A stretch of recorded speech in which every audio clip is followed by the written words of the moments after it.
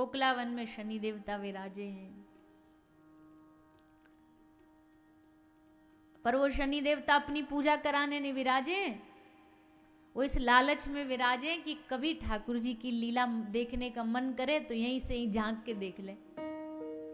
अपनी पूजा कराने के लिए देवता यहाँ ब्रज में नहीं विराजे हैं, ये तो प्रभु की लीला चरित्र का दर्शन करने, उनका आनंद लेने ब्रज में विराजे हैं।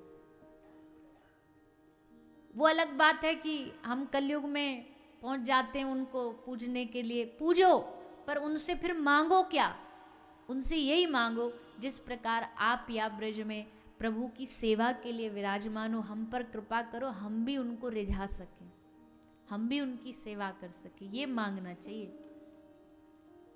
महादेव हैं ब्रज में, घट घट में हैं, हर जगह हैं, कामेश्वर, चक्रेश्वर, भूतेश्वर, गोपेश्वर, आशेश्वर, ये सब महादेव हैं ब्रज में। ये भी इसी आशा में विराजे। ठाकुर जी की लीला जब भी होगी, रास होगा तो हम पहुंच जाएंगे दर्शन करने।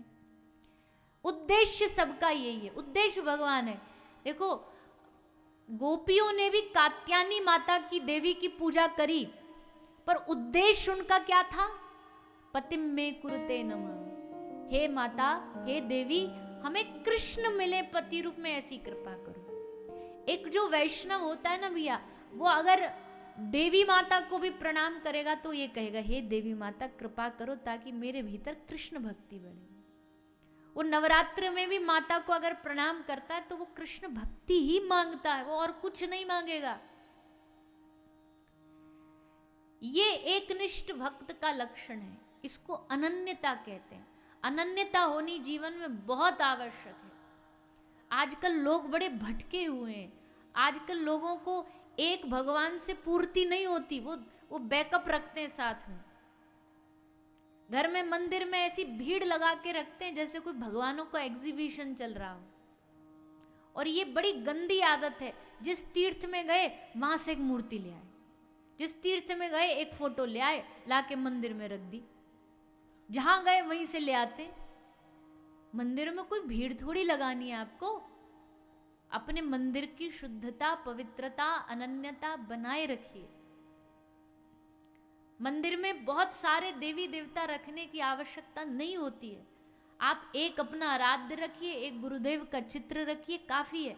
बाकी सब उन्हीं में समाये हैं, उन्हीं में सब देवी देवता, 33 कोटि देवी देवता सब हैं। ऐसा भाव रखना। अब हम 5 तो रख दिए। अब कई लोग के घर में तो ऐसी हालत होती है, ठाकुर जी ऐसे चिपक चिपक के बैठे रहते हैं, हनुमान जी नेक सी अपनी गदा घुमाएं तो सीधे भगवान शंकर को लगे, शंकर जी का त्रिशूल देवी मैया में लगे। इतने फंसा के रखते हैं।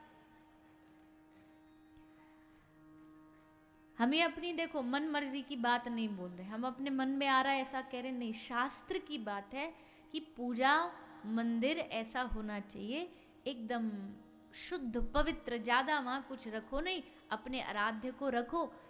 वो इसलिए है क्योंकि मन एक जगह लगने पर ही मंजिल मिलती है।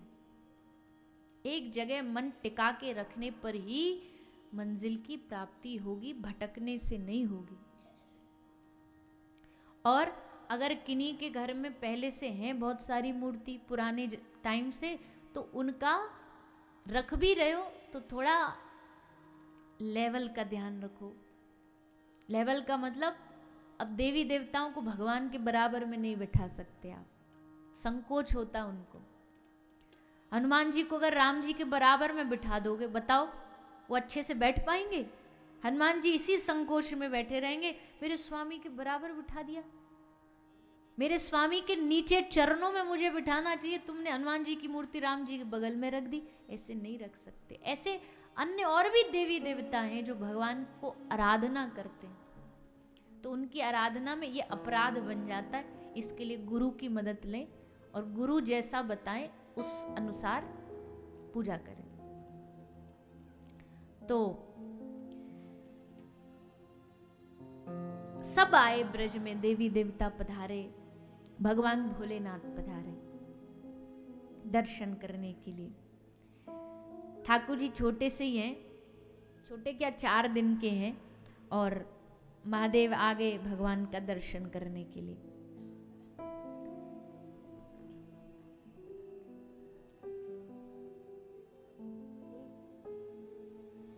महादेव आगे दर्शन करने के लिए।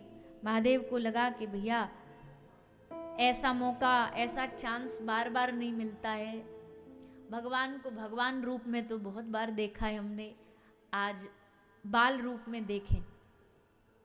आ गए महादेव, आकर के मैया से द्वार पर भिक्षाम देही निवेदन किया। और जैसे भिक्षाम देही का निवेदन किया तो माता यशोदा बड़ी खुश हुई। दरवाजे पर संत पधारे हैं, साधु पधारे हैं। हमने कल भी कहा था, कोई घर में बड़ा वीआईपी पधारे उससे ये मत समझना कि आज कोई हमारा दिन अच्छा हो गया, पर जिस दिन कोई साधु पधारे समझना आज हमारे इस घर के भाग्य खुल गए, कोई संत आया। मैया साधु सेवी थी, नंद बाबा साधु सेवी थे, और दोनों ने ही साधु सेवा इतनी करी कि उनका फल ऐसा मिला। ये नंद यशोदा ने कभी किसी दरवाजे जाके ये नारियल चढ़ा के नहीं मांगा कि हमको बेटा मिल जाए। बता दो कहीं यशोदा नंद बाबा ने मांगा हो, मन्नत के धागे बांधे हो कि भैया हमको संतान नहीं संतान हो जाए। संतों की सेवा खूब करी, और जब संतों की सेवा करी तो संतों के दिल से अपने आप आशीर्वाद निकला। ये जो मांग मांग के आशीर्वाद लेते ना, महाराज जी सर पे हाथ रख दो, इनको कभी आशीर्वाद नहीं मिलता। मांगने से आशीर्वाद नहीं मिलता, आशीर्वाद तो अपने आप दिल से निकलता है। कई लोग महाराजों के पीछे पड़ जाते, महाराज जी सर पे हाथ रखो, हिलेंगे नहीं हम नहीं तो। अरे ऐसे जबरदस्ती रखवा लोगे आशीर्वाद मिल जाएगा। और कई तो ऐसे पकड़ के रख लेंगे, खुद ही महाराज जी का हाथ पकड़ लिया, सर पे दल लिया, महाराज जी आशीर्वाद। संतों की सेवा करो, दिल से अपने आप आशीर्वाद निकलेगा। तो नंद यशोदा ने कभी नहीं मांगा कि भैया हमारे बालक नहीं है, हमारे संतान नहीं है, महाराज जी आशीर्वाद दे दो। संत सेवा करी, और ऐसा लिखा है एक बार कुछ साधु आए थे, मैया बाबा ने इतनी बढ़िया सेवा करी, जैसे जान लगे बाबा ने प्रणाम करी, मैया ने प्रणाम करो, तो बाबा ने हाथ उठा के आशीर्वाद दे दियो, पुत्रवान भव। यशोदा मैया देखे, नंद बाबा देखे साधुन को, बाबा जी कहा बोल रहे हो आप, उम्र देखिए हमारी 80 तो है गई, या उम्र में कहीं बालक होगो, ऐसो आशीर्वाद ने देख के देते, ने सोच समझ के देते। संतन ने कही बाबा जो आशीर्वाद सोच समझ के दियो जाए वो आशीर्वाद नहीं है, आशीर्वाद तो निकल जाए। और संतन को आशीर्वाद तो, कई कथाएं हैं ऐसी इतिहास की कि भगवान ने कह दिया कि तुम्हारे जीवन में 7 जन्मों तक संतान नहीं, संत ने आकर के आशीर्वाद दे दिया कि तुम्हारे घर में संतान होगी, और बस भगवान ने अपनी लेखनी मिटा दी। क्यों? संत का वचन रखने के लिए। ऐसा ही आज नंद यशोदा के जीवन में हुआ, उनकी कृपा से, साधु सेवा से उनके घर में लाला पधारे हैं। तो आज मैया को जब पतो लगी बाहर एक बाबा जी आयो, मैया बड़ी खुश हुई, भाग के गई, दौड़ के गई। पर भैया ये बाबा जी तो सबसे अनोखो बाबा है, ऐसो बाबा तो हमने आज तक देखो ही ना। काई के गले में कंठी बंधी रे, काई के गले में माला झोरी लटकी रे, यू पहलो बाबा है जाने गले में सांपन को हार पैर रखो है, सांप लटका रखे हैं, भस्म लगा रखी है, भभूति लगा रखी है, बागंबर पैर रखो है, कानन में बिच्छू, हाथन में सांप, मुंडन की माला। मैया भांते तो एकदम भगी आई, एकदम एक्सप्रेस बनी हुई भगी भगी, और जैसे बाबा को देखो तुरंत ब्रेक लगा दी। दूर ते ही ये बाबा को प्रणाम करने की आवश्यकता नहीं, दूर ते ही प्रणाम कर लूँ मैं तो दूर ते ही खड़ी है के प्रणाम करने लग गई। बाबा अब घर आए, साधु को भीतर तो ना ले जा सकूं, एक आध सांप उतर के घर में घुस गए तो मैया डरी डरी दूर ठाड़ी है के दर्शन कर रही है। निवेदन करी, बाबा कहाँ खाओगे, कहाँ पियोगे, कहाँ लोगे? बाबा ने कही हम ना लेंगे, हम ना खाएंगे ना पीएंगे, मैया खावे पीवे नहीं आए। तो बाबा पहनने को ले लो कछु। और ब्रज की मैया ना एकदम धाकड़ होती हैं, कछु बोलने का ही को भरोसो नहीं। एक बाबा जी आए ब्रज में एक अम्मा के घर, बूढ़ी मैया थी। बोले बाबा चाय पिएगो? बोले ना मैया हम चाय नहीं पीते। बाबा दूध पिएगो? न बाबा हम दूध ना पिएंगे, अभी भूख नहीं है। तो बाबा फल खाएगो? बोले ना फल भी ना खाऊंगो। तो बाबा रोटी खा ले? बोले ना रोटी भी ना खाऊंगो। तो का बाबा जहर खाएगो?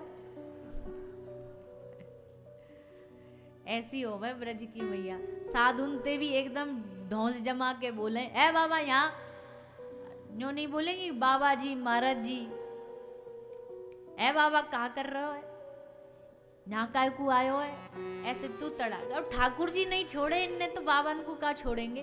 ठाकुर जी कोई तू तड़ाक बोले, क्योंकि वह तू में भी प्रेम है, वह तू में भी स्नेह है, लाड़ है। बोली मैया, बोली बाबा तू कछु भी ना लेगो? बोले ना लूंगो, पर मेरी मर्जी की चीज दो। हाँ बाबा बता तुमको क्या चाहिए? ले मैया मैं तेरे लाला को दर्शन करने आया हूं, तेरे लाला को मुख देखने आया हूं। मैया बोली बाबा जी तो तैने बड़ी खतरनाक चीज मांग ली।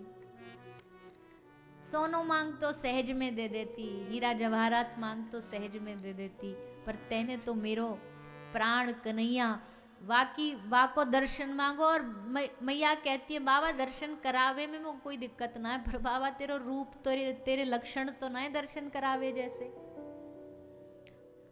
तो ये देख के मुई बुढ़ापे में डोकरी को डर लग रहा है।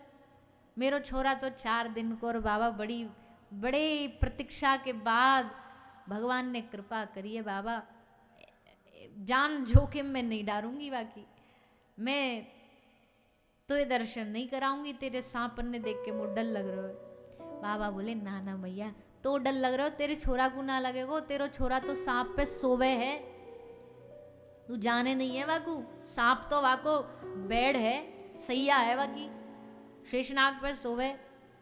अब मैया बाबा को देख, मैया को लगे बाबा बाप रोए गए।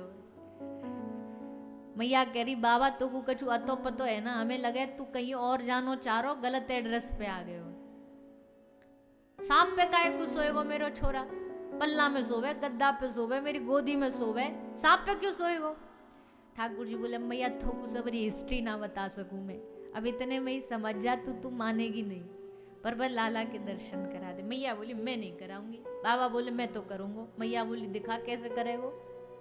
जब मैं लाला को लेकर ही नहीं आऊंगी बाहर तो तू कैसे कर लेगो? बाबा बोले तू जाने नहीं मैया, हम योगी हैं, योगी की हट बड़ी खतरनाक होती है। मैया बोली बाबा तू भी मोकू जाने नहीं, मैं ब्रज की डोकरी हूं और मेरी भी हट काई ते कम नहीं है, मैं नहीं दर्शन कराऊंगी। सो महाराज दोनों एकदम आर पार की लड़ाई में ठाड़े गए। मैया भी एकदम अड़ी खड़ी है और बाबा भी अड़े खड़े हैं। अब बीच में फंस गए कौन? वो जो भीतर सोए बैठे हैं वो फंस गए। जैसे होए ना कि पत्नी और माँ, सास और बहू की लड़ाई में जैसे छोरा फंस जाए बीच में। अब मैया की कह दे तो बहू को मोड़ो फूल जाए, और बहू की कह दे मैया के अच्छा 4 दिन की आई हमारी बात नहीं सुनेगो, अब या की सुनेगो। सो वैसे ही ठाकुर जी फंस गए बीच में। अब मैया की माने तो बाबा नाराज और बाबा की माने तो मैया नाराज। करूं तो करूं का? ठाकुर जी को भोलेनाथ बाबा मन ही मन संदेश दे रहे हैं, बोले प्रभु कुछ करो, कुछ करो, ने आ जाओ बाहर तक। अब ठाकुर जी बोले आए तो कैसे आए, 4 दिन को बालक थोड़ी ना चल देगो, और भैया बालक बन के आए तो बालक जैसे ही बिहेव करना पड़ेगो। चमत्कार दिखा नहीं सकते, भगवान चमत्कार नहीं दिखाते। बालक बने ऐसे ही आए जैसे बालक आता, रोते हुए, फिर धीरे धीरे बड़े हुए, फिर चलना भी सीखा। ये नहीं हम भगवान है तो जन्म लेते ही भागेंगे, ये सब चमत्कार नहीं करे ठाकुर जी।